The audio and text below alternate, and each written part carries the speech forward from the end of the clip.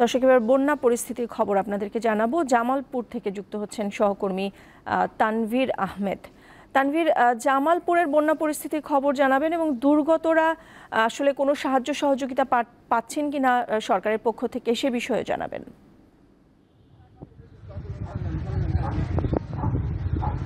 নাদিয়া, এই মুহূর্তে আসলে জামালপুর একটি ভয়াবহ তাণ্ডব চালাচ্ছে বন্যায়। কারণ ইতিমধ্যেই গত ২৪ ঘন্টায় ৩৭ সেন্টিমিটার পানি বৃদ্ধি পেয়ে যমুনা নদীর পানি বিপদসীমার ৯২ সেন্টিমিটার উপর দিয়ে প্রবাহিত হচ্ছে, যার কারণে আসলে লোকালয় নির্মাঞ্চল থেকে শুরু করে লোকালয়ের বিভিন্ন অঞ্চলে পানি প্রবেশ করা শুরু করেছে এবং ইতিমধ্যেই এই পানির প্রচণ্ড তোড়ের কারণে বিভিন্ন জায়গায় আমরা দেখেছি যে বাঁধ এবং আঞ্চলিক সড়ক ধসে পড়েছে, যার কারণে যোগাযোগ বিচ্ছিন্ন হয়ে গেছে। এবং সবকিছু মিলিয়ে আসলে এই মুহূর্তে জামালপুরের ২২টি ইউনিয়নের ৫টি উপজেলায় প্রায় ৬০,০০০ মানুষ পানিবন্দী হয়ে পড়েছে। এবং দুর্গতদের কথা যদি আমরা জানাতে চাই, সেটি হচ্ছে যে ইতিমধ্যে জেলা প্রশাসন আমাদের জানিয়েছে যে ৩০০ মেট্রিক টন চাল এবং ৩,৪০০ শুকনো খাবারের প্যাকেট বরাদ্দ করেছে, তবে এখনও দুর্গত এলাকায় পৌঁছেনি সেটি।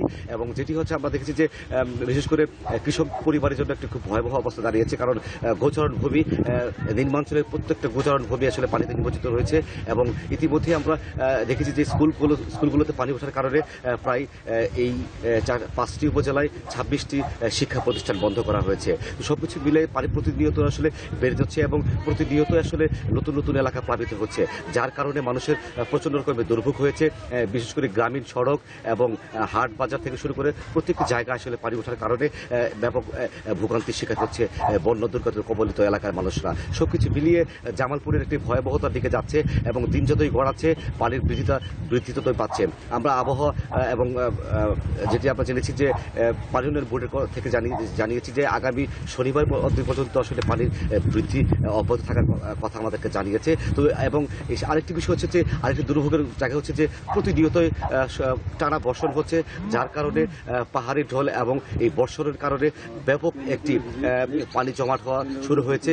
এটি আসলে আমরা দেখেছি যে ইউনিয়ন সবকিছু মিলেই এই হচ্ছে জামালপুরের বন্যার সার্বিক পরিস্থিতি।